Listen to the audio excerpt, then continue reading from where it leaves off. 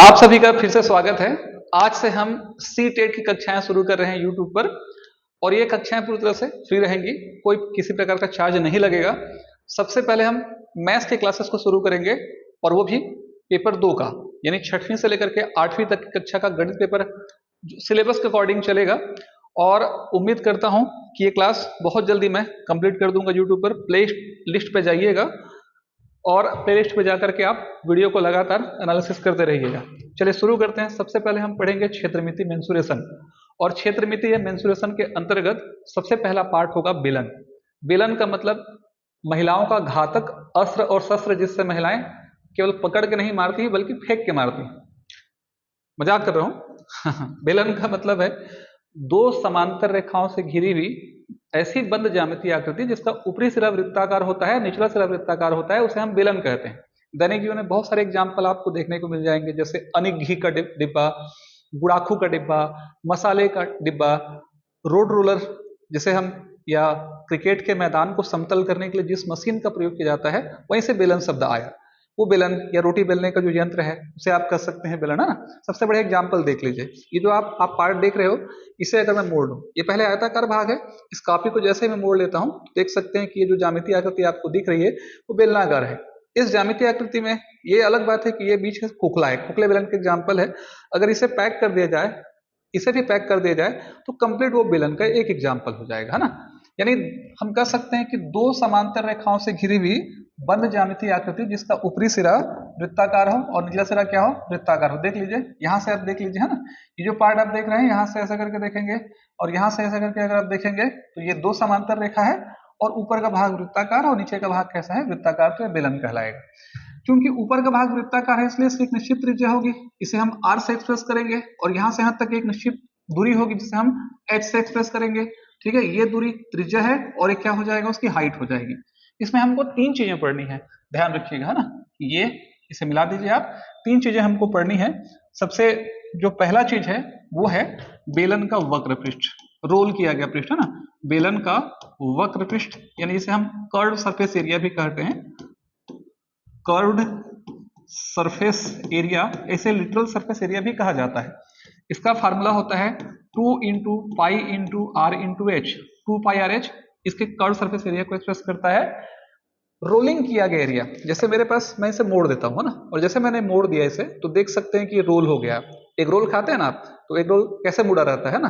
वक्र मतलब मुड़ना, मुड़ा हुआ, है ना। कर्व डिस्प्ले सुना होगा आप लोगों ने मोबाइल में, तो मुड़ा हुआ। तो जो मुड़ा हुआ भाग का क्षेत्रफल होगा वही क्या कहलाएगा, हमारा कर्व सरफेस एरिया कहलाएगा। इसे आप जैसे मोड़ते हैं तो देख लीजिए कि ये पूरा मुड़ गया, और जैसे ये मुड़ा तो मुड़ते ही क्या हो गया, एक एरिया बन रहा है, एक सर्कुलर शेप में एक एरिया बन रहा है, और इसी एरिया का क्षेत्रफल, ठीक है, हमको निकालना है। यहाँ एरिया होगा, वॉल्यूम नहीं होगा। तो इसे हम निकालते हैं किस फार्मूले का प्रयोग करके, 2 पाई आर इंटू एच, जहां आपको पता है कि दो जो है, पाई जो है वो एक कांस्टेंट राशि है जिसका मान अपरिमेय संख्या भी है, वो 22/7 होता है। आर उसकी त्रिज्या है और एच उसकी क्या है, ऊंचाई। तो वक्र पृष्ठ, लिटरल सरफेस एरिया या curve surface area 2 pi R H के बराबर होगा। इसी आकृति में हम पढ़ेंगे संपूर्ण पृष्ठ का क्षेत्रफल। अब संपूर्ण पृष्ठ का क्षेत्रफल का मतलब क्या होता है, संपूर्ण पृष्ठ मतलब उस आकृति में जितने भी पृष्ठ होंगे सभी पृष्ठों के कुल क्षेत्रफलों का जोड़। तो कितने प्रकार के पृष्ठ हैं, दो प्रकार के पृष्ठ हैं। एक तो रोल किया गया एरिया है जिसे वक्र पृष्ठ कहते हैं। इस एरिया को देख लीजिए, ये बंद असल में होता तो और जल्दी समझ में आता, कोई दिक्कत नहीं है। ये पैक है, समझिए। तो जैसे पैक है तो सर्कल हो गया, तो सर्कल के एरिया, और सर्कल के एरिया वृत्ताकार, वृत्त का एरिया पाई आर स्क्वायर। इधर भी देखिए, ये भी पैक है, ये भी एक सर्कल है तो इसका भी एरिया। तो एक प्रकार से हम कह सकते हैं कि अभी आपने जो पार्ट देखा वो वाला पार्ट के साथ ये जो दो पार्ट आपको दिख रहा है वो जुड़ जाएगा, है ना। यानी रोल किया, ये जो आप देख रहे हो ये वाला पार्ट, ये रोल किया गया जो एरिया है जिसको हम 2 पाई आर एच बोल रहे हैं, उस 2 पाई आर एच के साथ ये दो भाग सर्कल वाला एरिया जुड़ जाएगा। तो संपूर्ण पृष्ठ का फार्मूला होगा 2 पाई आर एच प्लस ऊपर का एरिया पाई आर स्क्वायर और नीचे का एरिया, यहाँ भी पाई आर स्क्वायर। तो जब जुड़ेगा तो 2 पाई आर एच, एक पाई आर स्क्वायर, एक पाई स्क्वायर कितना हो जाएगा, 2 पाई आर स्क्वायर। तो यहाँ से हम क्या करेंगे, अगर मैं 2 पाई आर बाहर निकाल देता हूं तो अंदर में क्या बचेगा, आर प्लस एच। ये दूसरा फार्मूला है, ध्यान में रखिएगा, है ना। दो फार्मूला है, बार बार हम सवाल बनाएंगे तो यूज होता रहेगा। पहला फार्मूला वक्र पृष्ठ का 2 पाई आर एच, दूसरा फार्मूला संपूर्ण पृष्ठ का 2 पाई आर ब्रैकेट में आर प्लस एच। ये हो गया दो फार्मूले। तीसरे फार्मूले की जब हम बात करते हैं तो तीसरा होता है वॉल्यूम, आयतन, ग्रहण क्षमता, धारण क्षमता। एक वस्तु अपने अंदर में जितना पदार्थ धर सकता है, अपने अंदर में जितना पदार्थ रख सकता है, उसकी मात्रा, उसकी ग्रहण क्षमता ही क्या कहलाएगा, वॉल्यूम कहलाएगा। यानी एक प्रकार से हम कहेंगे गुड़ाखू के डब्बे में कितना गुड़ाखू आएगा, अनिक घी के डब्बे में कितना अनिक घी आएगा, मसाले के डब्बे में कितना मसाला भरा हुआ है, उसकी मात्रा जो है वॉल्यूम कहलाएगा। वॉल्यूम कैसे निकालते हैं, पाई आर स्क्वायर इंटू एच, है ना। देखिए कभी भी आधार के क्षेत्रफल को अगर हम ऊंचाई से गुणा करते हैं तो आयतन निकलता है जनरली। ये सामान्य सा प्रोसेस हर बार नहीं होगा लेकिन अधिकांश बार होगा। तो इसका आधार है वृत्ताकार, उसकी हाइट है एच, तो आधार का क्षेत्रफल पाई आर स्क्वायर इंटू एच बराबर क्या हो जाएगा, आयतन। तो ये तीन प्रकार के फार्मूले आपको बेलन के आरंभ में जानने पड़ेंगे। शुरू से शुरू करेंगे, सरल क्वेश्चन से कठिन क्वेश्चन की ओर जाएंगे, ठीक है। और ये जो तीन फार्मूले हैं इसका खोखले बेलन से भी सवाल आएंगे, उसको भी हम लोग यहाँ पर बनाएंगे, ठीक है। शुरुआत करते हैं। तीन फार्मूले आप अपने दिमाग में बैठा लीजिए। कौन कौन सा फार्मूला, पहला बेलन का वक्र पृष्ठ, दूसरा बेलन का संपूर्ण पृष्ठ, और तीसरा बेलन का क्या, आयतन, ठीक है। चलिए पहला क्वेश्चन, जैसे वो जो आप देख रहे हैं प्रैक्टिस सेट, उसमें सवाल दिए गए हैं। बेलन का व्यास, हमको एक कंडीशन दिया है, हमको क्या कह रहा है कि एक बेलन का व्यास हमको दिया है, बेलन का व्यास 14 सेंटीमीटर है। ध्यान रखिएगा बेलन का व्यास है 14, तो त्रिज्या कितनी हो जाएगी, हमेशा याद रखना व्यास मतलब ये दूरी है ना, ये चूंकि एक सर्कल है और सर्कल का ये जो भाग है ये व्यास बनाता है, तो ये जो पार्ट दिख रहा है आपको यहाँ से, ये जो दूरी कहलाएगी वो आर कहलाएगी, तो ये आधी होती है इसका। तो अगर ये टोटल की लेंथ जो है 14 है तो उसका आधा कितना हो जाएगा, 7, और ये इसकी ऊंचाई है। तो व्यास अगर हमको, व्यास को अगर वो दे रहा है 14 तो उसकी आधी त्रिज्या हो जाएगी, त्रिज्या हो जाएगी 7। ऊंचाई कितनी दी है हमको, ऊंचाई दी है कितनी, 14, ऊंचाई भी 14 है, तो त्रिज्या हो गई 7, ऊंचाई हो गई 4, और मुझे चाहिए वक्र पृष्ठ, संपूर्ण पृष्ठ, आयतन। यानी हम एक प्रकार से इस फार्मूले का प्रयोग कर रहे हैं। तो सिंपल सी बात है, वक्र पृष्ठ अभी हमने पढ़ा 2 पाई आर इंटू एच, 2 गुणित पाई को उत्तर 22/7, त्रिज्या कितनी है 7, ऊंचाई कितनी है, ऊंचाई है हमारी कितनी, 14 सेंटीमीटर। तो 7 से 7 कटेगा और 22, 14 दूनी 28 और 22 गुणित क्या 28, 28 दूनी 56, 28 56 5 61, तो 616। ये क्या निकल जाएगा, 616 हमारा है क्या एक्चुअल में, वक्र पृष्ठ। इसलिए वक्र पृष्ठ का मात्रक जो है वो होता है वर्ग और क्या, सेंटीमीटर, अगर लेंथ को सेंटीमीटर में दिया है तो, है ना। तो वक्र पृष्ठ का मात्रक हो गया, वक्र पृष्ठ का मान हो गया 616 वर्ग सेंटीमीटर। ये हो गया पहला सवाल।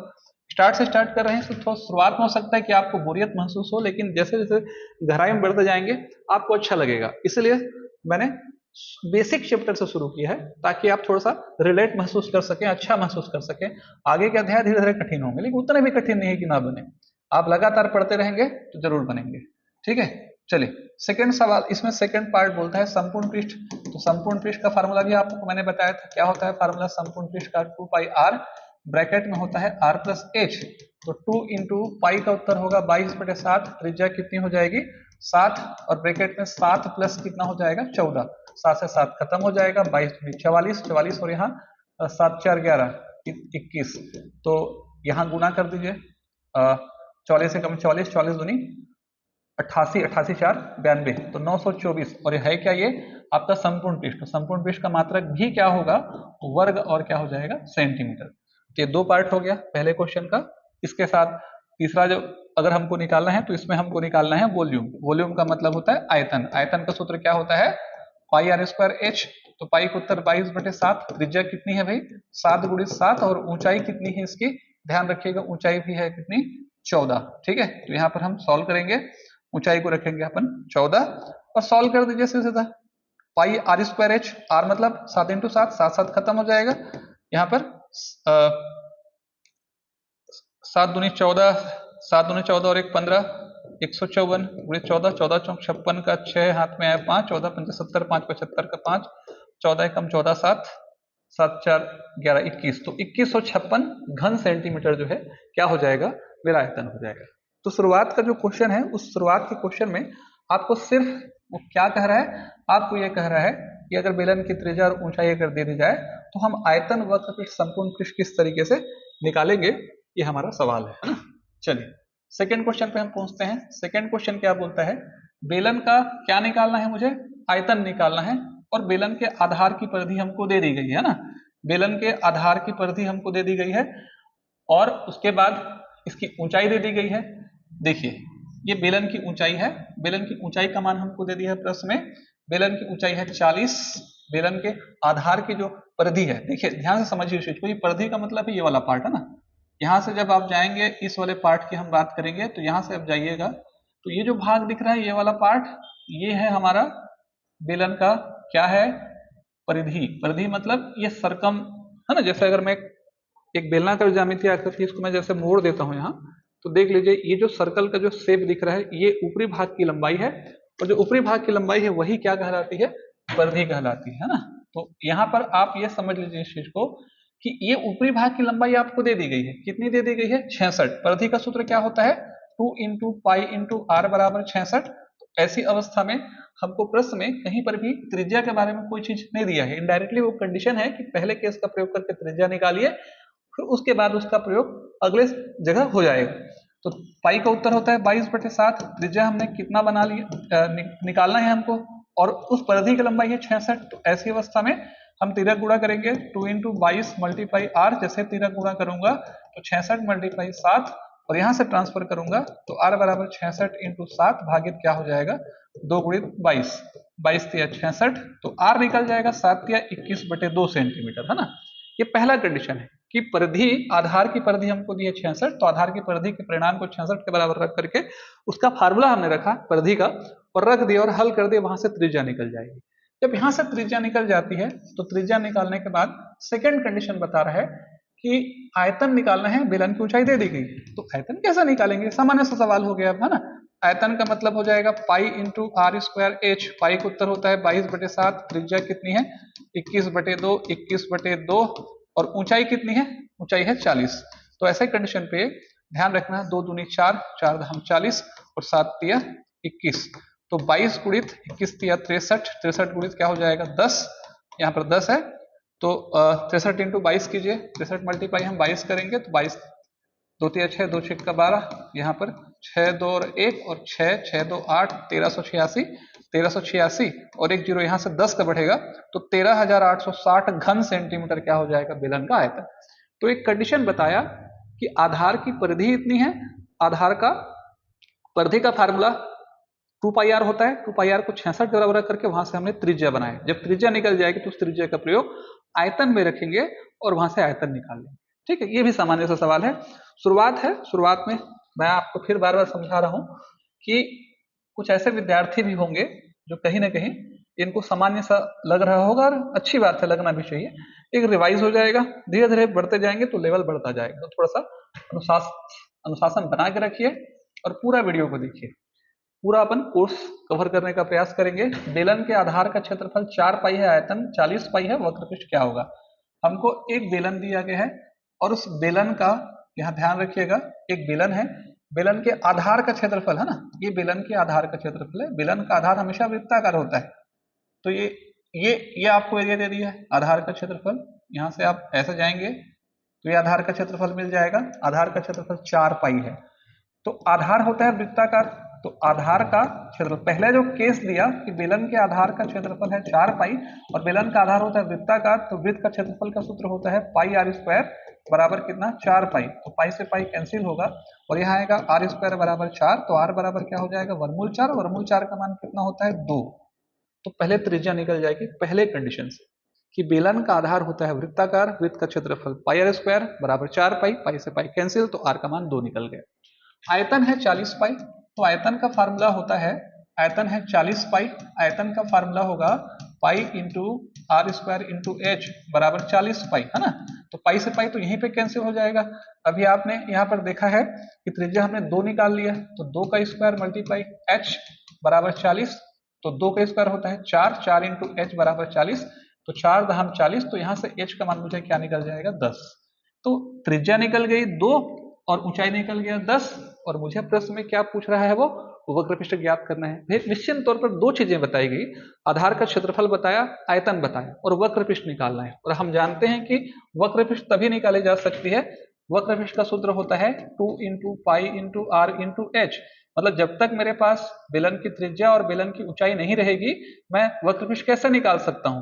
तो वक्रपृष्ठ को निकालने के लिए त्रिज्या और ऊंचाई को निकालना पड़ेगा, वो इनडायरेक्ट कंडीशन हमको यहाँ पर प्रश्न में दिया था। तो दोनों कंडीशन का प्रयोग करके त्रिज्या ऊंचाई निकाल के इसमें रख दीजिए। त्रिज्या है 2, ऊंचाई है कितना 10। जनरली कई सारे ऐसे, क्योंकि इसमें ऑप्शन नहीं है, बेसिक था तो ऑप्शन के बगैर है, वो कोई इंपॉर्टेंट नहीं है, उससे कोई फर्क नहीं पड़ेगा। ध्यान रखिएगा आप इस चीज को। एक चीज, कई बार आंसर पाई के रूप में दे देता है, कई बार आंसर सामान्य रूप में दे देता है, कई बार आंसर को पॉइंट के रूप में दे देता है। तो जो आंसर हमारा है पाई के रूप में है, पॉइंट के रूप में, किस रूप में है, इसे कैसे हम जानेंगे? उसको जानने का सबसे सही तरीका सिर्फ एक है, और वो है ऑप्शन। तो आंसर भी कैसे देता है वो? जो आंसर आपका इजी वे में होना चाहिए, व्यवहारिक होना चाहिए। तो कई बार क्या है, संख्या कट जाती है तो वहां 22/7 रख के 7 से डिवाइड कर देता है। कई बार नहीं कटती, कैलकुलेशन हैवी ना हो जाए इसलिए आंसर को पाई में रख देता है। तो डिपेंड करता है सवाल दर सवाल। ये सवाल जो है उस सवाल का आंसर होगा 2 दूनी 4 धाम 40, 40 पाई है ना, पाई के रूप में आंसर आता है इसका। तो वक्रपृष्ठ हमको निकल जाएगा 40 पाई। ये हो गया हमारा तीसरा क्वेश्चन। चलिए आगे की ओर बढ़ते हैं।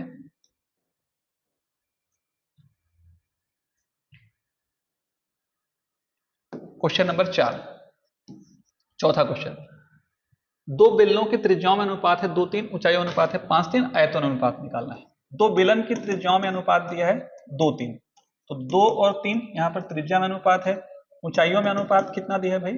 ऊंचाइयों में अनुपात हमको दिया है, ऊंचाइयों में अनुपात दिया है 5:3। और मुझे क्या पूछ रहा है प्रश्न में? पूछ रहा है आयतन का अनुपात निकालना है, बेलन के आयतनों का अनुपात V1:V2। तो आयतन कैसे निकलता है बेलन का? अभी हमने पढ़ा पाई R1 का स्क्वायर इंटू H1, और यहाँ पर पाई R2 का स्क्वायर इंटू क्या H2। तो निश्चित तौर पर पाई से पाई कैंसिल होगा, क्या बचेगा? R1 का स्क्वायर, यहाँ पर R2 का स्क्वायर, और यहाँ पर बचेगा H1 और यहाँ बचेगा H2। तो इसका मतलब क्या हो रहा है? R1/R2 पूरे का होल स्क्वायर, और यहाँ पर हो रहा है H1/H2। अब पूरी प्रक्रिया में अब अगर ध्यान से देखेंगे, ठीक है, तो यहाँ पर देख लीजिए R1 और R2 का मान हमको पता है। कितना है भाई R1 R2 का मान? R1 और R2 का मान हमको पता है कितना है? 2:3। तो 2:3 रखेंगे यहाँ पर, स्क्वायर करेंगे उसका। उसके बाद H1 H2 का मान कितना है? 5/3, यहाँ 5/3 रखेंगे, 4/9, और यहाँ हो जाएगा 5/3। तो 5 चौक 20 और 9 तिया 27। इसका मतलब क्या हुआ? 20:27 मेरा क्या हो जाएगा? आयतन का अनुपात। अब देखिए सवाल बार बार, इस प्रकार का सवाल बार बार पूछा गया है और पूछता रहेगा, है ना। तो अगर यदा कदा इस टाइप से अगर क्वेश्चन बहुत बार आपको पूछे तो हम कैसे उसका मतलब उसे बनाएं? तो चूंकि हमारा जो सीटेट का जो परीक्षा है वो कॉन्सेप्ट बेसिस ज्यादा रहता है, इसमें बहुत अधिक आपको ट्रिक नहीं मिलेंगे, कहीं कहीं मिलेंगे ट्रिक, है ना। दूसरे भर्ती परीक्षाओं की तरह नहीं है, कॉन्सेप्ट बेसिस है, इसीलिए थोड़ा सा ट्रिकी यहाँ होने के बजाय बेसिक होता है। तो इसको बनाने का सबसे सही तरीका क्या है? आप देखिए, आपको पता है कि क्या होने वाला है, तो आप इतना झंझट मत कीजिए, है ना। सीधा टू द पॉइंट, आपको 20:27 आया हमारा आंसर। आपको जब क्वेश्चन बनाना है, कभी भी अगर सेम सवाल आ रहा है तो पेन नहीं चलाना पड़ेगा आपको, सीधा टू द पॉइंट काम करेंगे। कैसे? ये जो पार्ट आपको दिख रहा है ये वाला, है ना, त्रिज्या, तो R1 का स्क्वायर अपन R2 का स्क्वायर, यही आएगा रिजल्ट हमेशा। और यहाँ पर आएगा H1/H2। तो फॉर्मेलिटी निभाने की क्या जरूरत है? आप सीधा लिखिए यहाँ पर 2 का स्क्वायर 4, ठीक है, और यहाँ पर लिखिए 5। इसका स्क्वायर ले लीजिए, इसका मल्टीप्लाई इससे कर दीजिए 5। इसका स्क्वायर ले लीजिए 3 का, इनके स्क्वायर 9, और इससे मल्टीप्लाई कर दीजिए 3 से। तो 5 चौक 20 और 9 तिया 27। सीधा रिजल्ट को रखिए, आपको मेहनत करने की जरूरत नहीं पड़ेगी। क्लियर है? चलिए आगे बढ़ते हैं। यह हो गया हमारा क्वेश्चन नंबर 4। क्वेश्चन नंबर 5वां। क्वेश्चन नंबर 5, वक्रपृष्ठ दे दिया है, बेलन का आयतन दे दिया है, व्यास ऊंचाई का अनुपात निकालना है। वक्रपृष्ठ हमको दिया है प्रश्न में 264, और हमको आयतन दिया है प्रश्न में कितना? 924, है ना। तो एकदम आसान सा चीज है, V/C कर लीजिए, 924 डिवाइडेड बाई क्या कर लीजिए? 264। उनका परिणाम हमको दे दिया है, वक्रपृष्ठ का मान इतना है, बेलन का आयतन इतना है, व्यास ऊंचाई का अनुपात कितना है। तो बेलन का आयतन का सूत्र होता है pi into R² into H।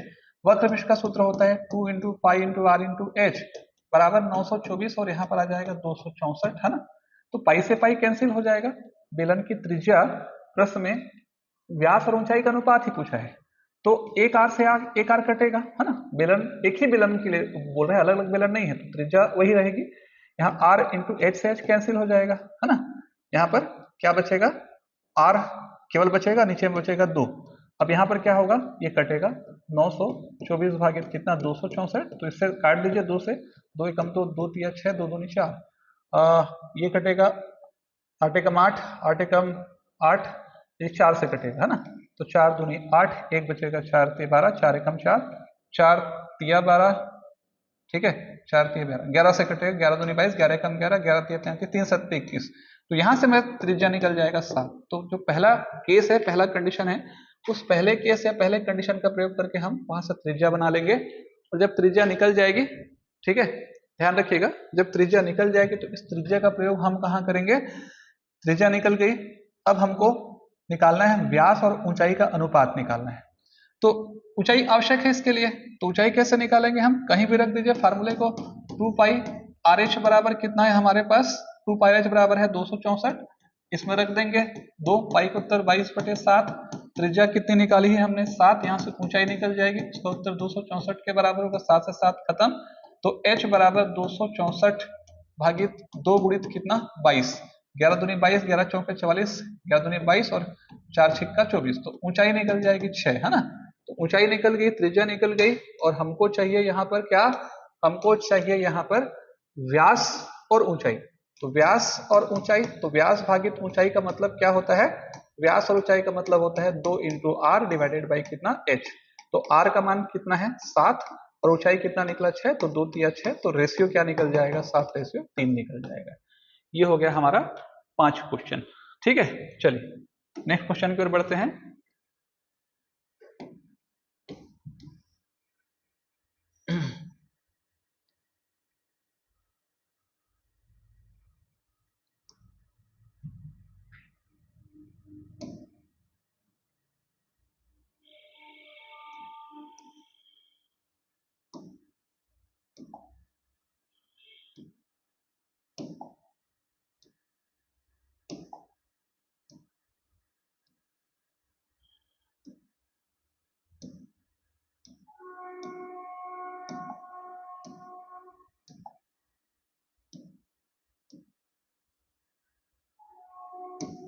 चलिए कोई नहीं, 6वां 7वां क्वेश्चन अपन कल भी कर सकते हैं, कोई इशू नहीं है, कहीं रह गया होगा।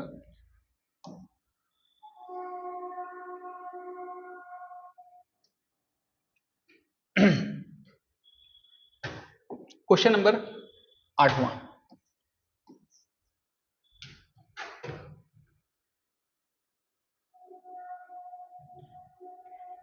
चलिए 7.7 घन सेंटीमीटर सोने से 3.5 मीटर व्यास तक कितनी लंबाई का तार खींचा सकता है। कुछ छोटे सवाल हैं और वो कल हो जाएंगे, दिक्कत नहीं है।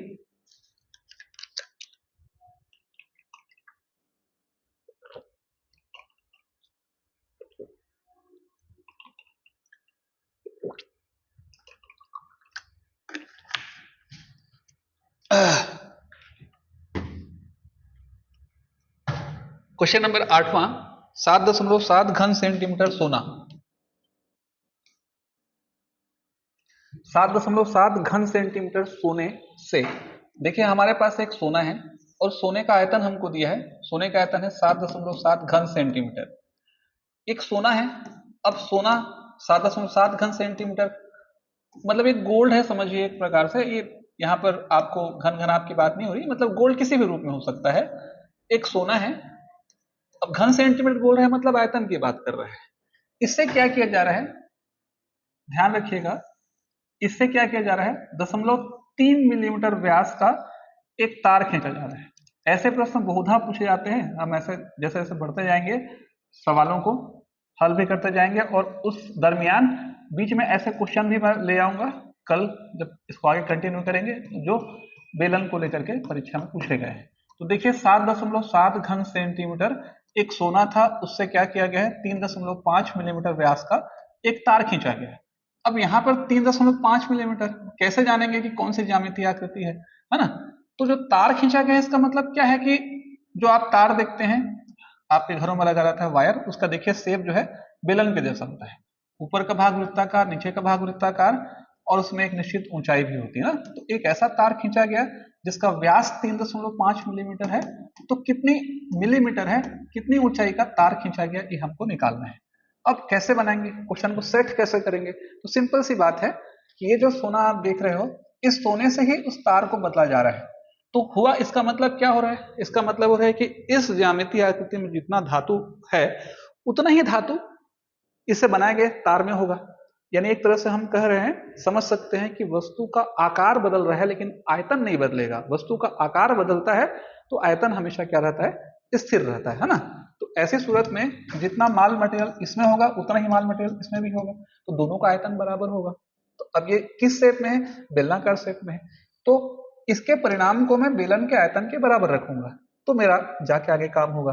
लेकिन आप देखिए सेंटीमीटर में दिया है 7.7 घन सेंटीमीटर सोने से एक तार खींच रहे हो, और उसका जो व्यास दिया है वो मिलीमीटर में है ना। तो थोड़ा सा हमको डायमेंशन को बदलना पड़ेगा। मिलीमीटर का मतलब समझते हैं ना। आप स्केल देखते हैं तो स्केल में जैसे 1 लिखा है, 2 लिखा है, उसके बाद फिर थोड़ा छोटा रहेगा, 2 और लिखा है, 3 लिखा है, इसके बीच में 10 खाने होते हैं ऐसा करके, है ना। ये 10वां खाना होता है, जो भी है जितना भी है। तो ये जो 10वां खाना होता है, ये जो बीच का डिफरेंस होता है वो 1 मिलीमीटर होता है। तो ऐसा 10 मिलीमीटर में 1 सेंटीमीटर होता है। तो यूनिट ही इसका ऐसा हो जाएगा, 10 मिलीमीटर बराबर होता है 1 सेंटीमीटर। तो ऐसी अवस्था में 1 मिलीमीटर में कितना होना चाहिए? 1/10 सेंटीमीटर होना चाहिए। तो व्यास कितना है? 3.5 मिलीमीटर है। 3.5 मिलीमीटर का मतलब 3.5 भागित क्या होगा?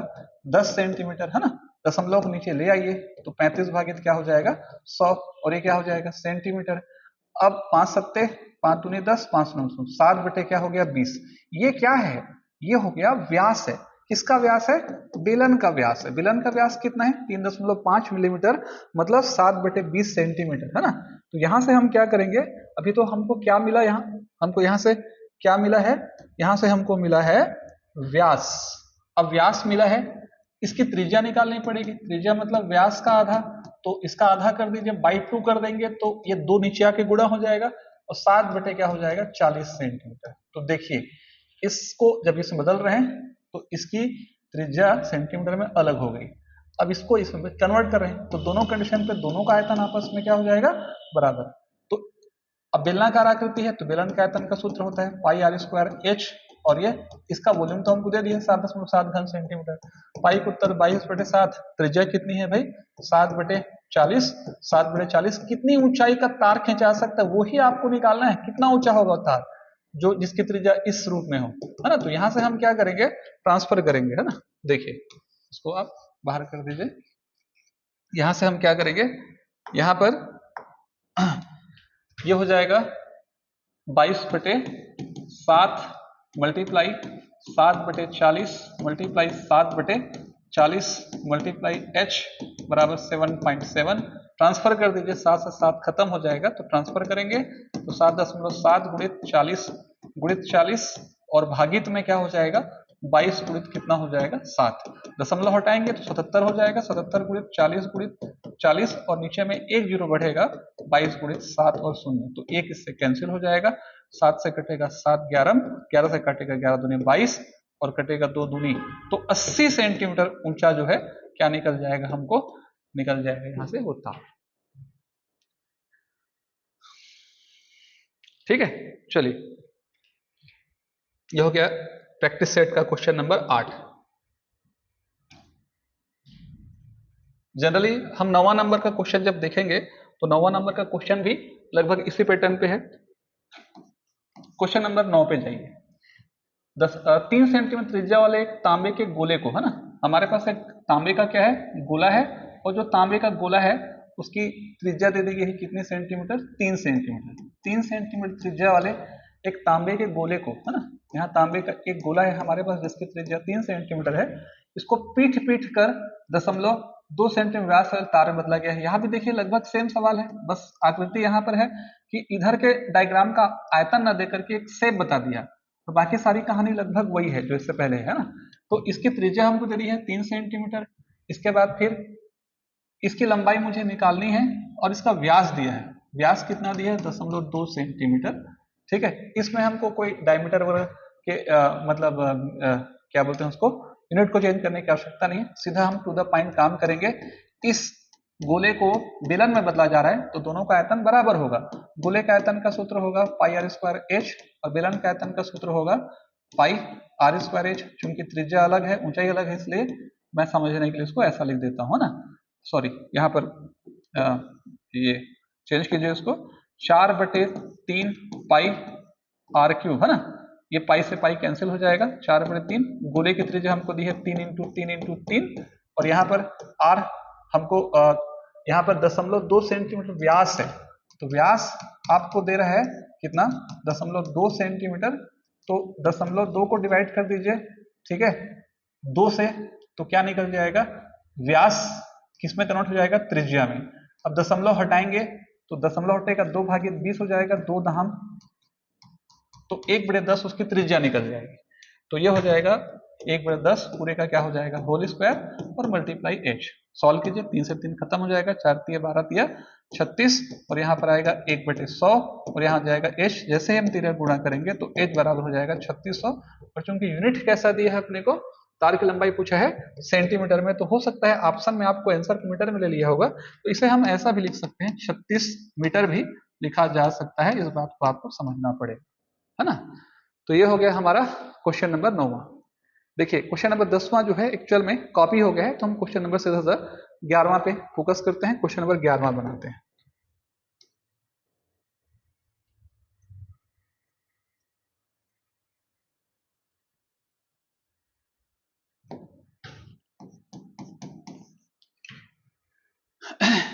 एक बेलन का वक्र पृष्ठ और संपूर्ण पृष्ठ का क्षेत्रफल 1:2 है।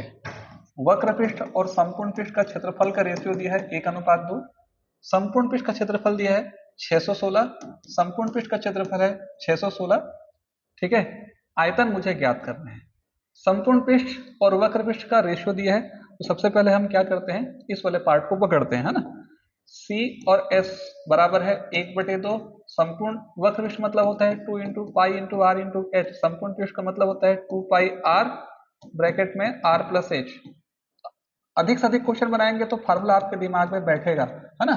तो 2 से 2 खत्म हो जाएगा, पाई से पाई खत्म हो जाएगा, r से r खत्म हो जाएगा, बचेगा h, और यहाँ बचेगा h + r बराबर 1/2।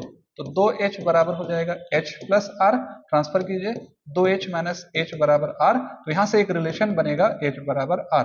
इस रिलेशन का हम क्या करेंगे, यूज करेंगे आगे के प्रश्नों में, मतलब आगे के कंडीशन में। फिर क्या बोला, है ना, संपूर्ण पृष्ठ का क्षेत्रफल 616 है, तो आयतन निकालना है। कोई भी प्रक्रिया मुझे पूरी करनी है आगे, उसके लिए मुझे त्रिज्या और ऊंचाई चाहिए, h r के बराबर हो गया। दूसरा कंडीशन मुझे दे दिया संपूर्ण पृष्ठ, संपूर्ण पृष्ठ का एरिया 616 है। संपूर्ण पृष्ठ का फार्मूला होता है 2 पाई r ब्रैकेट में r + h बराबर 616। पूरी कंडीशन पे 2 पाई r, अब देखिए r के बराबर है, तो h को मैं लिख सकता हूँ r बराबर 616। तो ऐसे कंडीशन पे यहाँ पर क्या हो जाएगा, 2 पाई r मल्टीप्लाई, यहाँ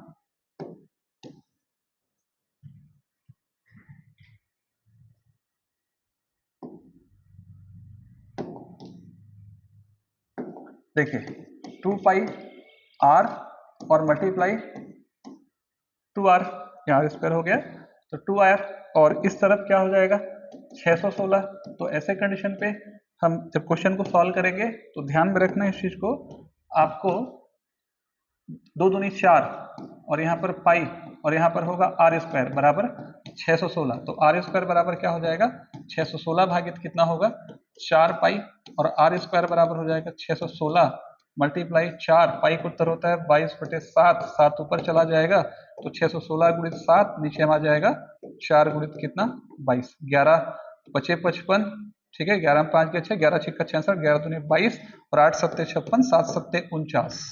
तो r² का उत्तर आ जाएगा 49, और r² का उत्तर जब 49 आ जाएगा तो 49 का वर्गमूल हम निकालेंगे यहाँ पर।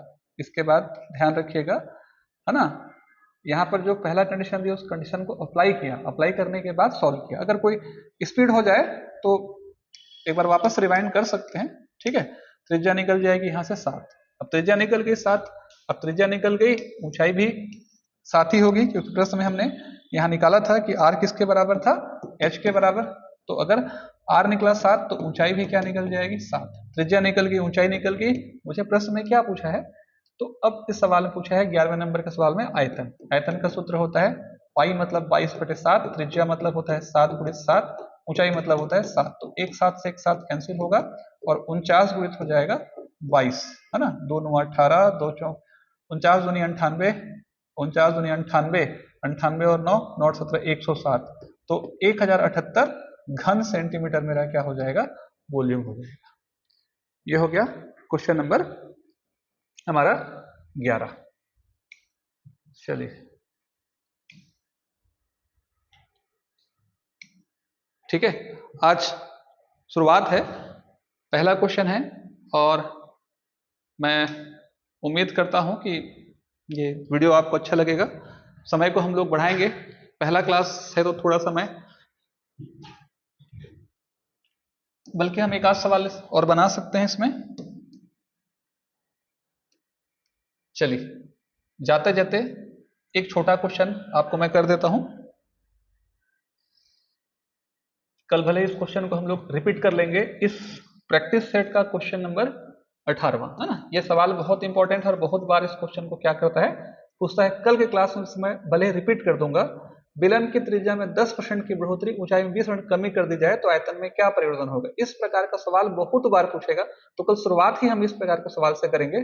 जाते जाते एक अभ्यास के लिए, बेलन की त्रिज्या को क्या कर दिया जाए, 10% क्या कर दिया जाए, बढ़ा दिया जाए, तो बेलन की ऊंचाई को क्या कर दिया जाए, 20% अगर कम कर दिया जाए तो आयतन में क्या परिवर्तन होगा। आप इस बात को समझिए, आयतन का सूत्र होता है pi into R square into H, है ना। जी बराबर होता है पाई आर स्क्वायर एच। अब आपको ये देखना है कि आर का मल्टीप्लाई 2 बार हो रहा है, एच का मल्टीप्लाई 1 बार हो रहा है। तो इस प्रकार का कोई भी सवाल जिसमें गिवन कंडीशन परसेंटेज में है और आपको रिजल्टेंट परसेंटेज में पूछ रहा है, इस प्रकार के सारे सवालों को बनाने का एक तरीका होता है ना, कि आप क्या कीजिए, 100 plus minus X into 100 plus minus Y into 100 plus minus Z वाले फार्मूले का प्रयोग कीजिए। और जब भी आप बनाएंगे, ऊपर में अगर 3 है तो नीचे में 200 का प्रयोग होगा, है ना। यहाँ एक बढ़ रहा है, त्रिज्या बढ़ रही है, त्रिज्या का प्रयोग 2 बार हो रहा है, तो ऐसी अवस्था में 100 प्लस कितना होगा 10, और यहाँ पे क्या होगा 100 प्लस कितना होगा 10, ऊंचाई घट रही इसलिए 100 माइनस कितना 20। ठीक है, अब ये जो रिजल्ट आएगा उस रिजल्ट को हम ये देखेंगे कि जो रिजल्ट है वो 100 से कितना ज्यादा है या 100 से कितना कम है। चलिए, तो यहां से हम आगे क्वेश्चन को बनाते हैं। तो ये हो जाएगा 110, ये हो जाएगा 110 और कमी हो रही है इसलिए हो जाएगा 80। नीचे में क्या हो जाएगा 100 मल्टीप्लाई 100, तो 1 2 1 2 3 इससे कैंसिल होगा। 11 11 121 मल्टीप्लाई 8 और डिवाइडेड बाई 10, तो 8 एकम 8, 8 दूनी 16, 8 एकम 8 और भागित कितना 10। तो देखिए 10 से डिवाइड करेंगे तो 86.8। इसके और बहुत सारे तरीके हैं, अभी उसको कल बताऊंगा मैं। 86.8 हमारा आंसर नहीं है, आपको ये देखना है कि ये जो परिणाम आ रहा है वो 100 से कितना कम है ना। 86.8 यानी घटा दीजिए 100 से, 9 में 6 गया 3 और 9 में 8 गया कितना 1। तो जो एरिया होगा, वॉल्यूम होगा, उसमें 13.2% की क्या हो जाएगी, कमी हो जाएगी। तो कमी और बढ़ोतरी करने का तरीका इस तरीके से होता है, क्योंकि वो आयतन था और R इंटू आर और H होता है प्रयोग, इसलिए इसे 3 बार लेंगे। अगर वक्र पृष्ठ रहेगा तो pi 2 pi R H, R into H होगा, वहां 2 चर गुणा हो रहा है इसलिए 2 बार लेते हैं, है ना। उस प्रकार के प्रश्नों को कल हम क्या करेंगे, बनाएंगे। जनरली इसे आप परसेंटेज में भी पढ़ेंगे और उसे आयतन यानी, ठीक है, इस वाले भाग में भी, ठीक है, मेंसुरेशन वाले भाग में भी आप पढ़ेंगे। ठीक, तो आज के क्लास को अपन इतने में ही रोकते हैं। उम्मीद करता हूं कि वीडियो आपको अच्छा लगेगा। मैं भरपूर इस बार प्रयास रहेगा कि बहुत जल्दी जो है रोज के रोज एक वीडियो आपका अपलोड हो जाए। तो प्लेलिस्ट में चले जाइएगा और रोज आप वॉच कीजिए वीडियो। अगर आपको अच्छा लगे तो लाइक कीजिए, चैनल को सब्सक्राइब कीजिए, बेल आइकन को प्रेस कीजिए और सभी तक इसे शेयर कीजिए। सभी को थैंक यू।